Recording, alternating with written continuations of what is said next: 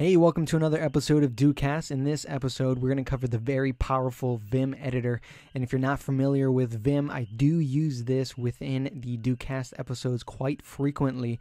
And I think it's about time that we acquaint ourselves with the Vim editor if you're not familiar with Vim. It is a super powerful editor that you can use on the fly when you're on your server.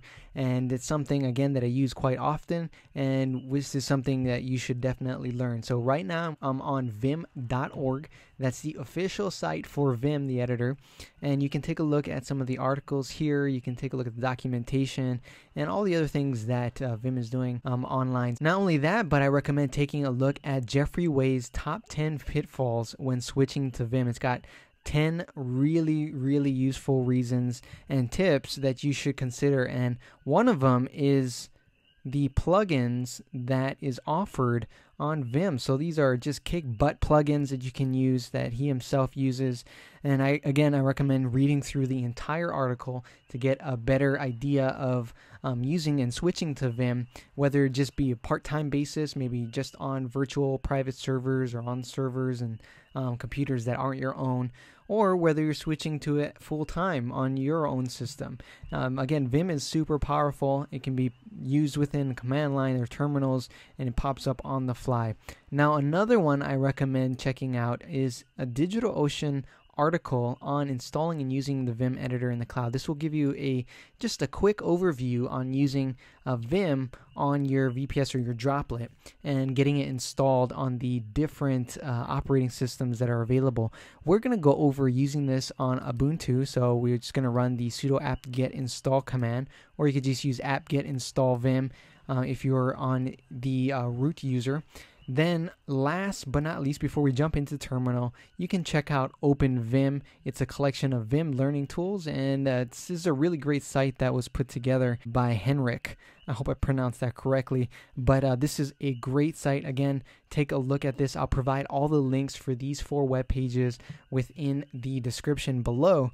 But let's go ahead and jump in and take a look at a really great tool to learning Vim through the terminal itself. And this is super hands-on. This is the way that I actually learned it before I went into learning any screencasts. And actually, the 5th website before I jump into the terminal is Vimcast. So if you take a look at vimcast.com, you can take a look at some of the very in-depth, vimcast.org.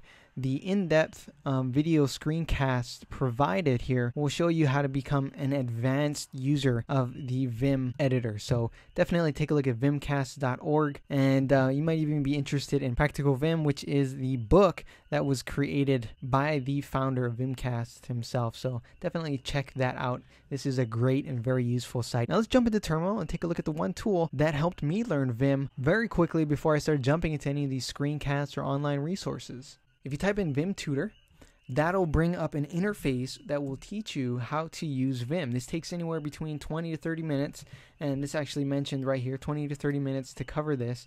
And the first lesson here, if I go ahead and I scroll down, is a lesson on moving the cursor. So how to move throughout files. And this is definitely going to help you when following along with some of the DOCast episodes, because I do sometimes quickly move between the files, and this will teach you some of the keys that I use in order to move throughout the files while editing them within a DOCast episode. So definitely check this out. It's a great resource and will teach you a load of the basics on Vim. And again, when you're ready, you can jump into vimcast.org and start taking a look at some of the more advanced topics on Vim.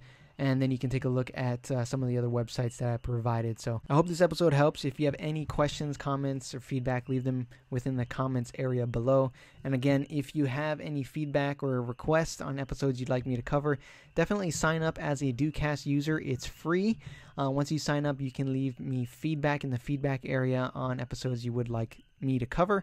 But I hope you enjoyed it and hope you have a great rest of the day. Thanks for watching.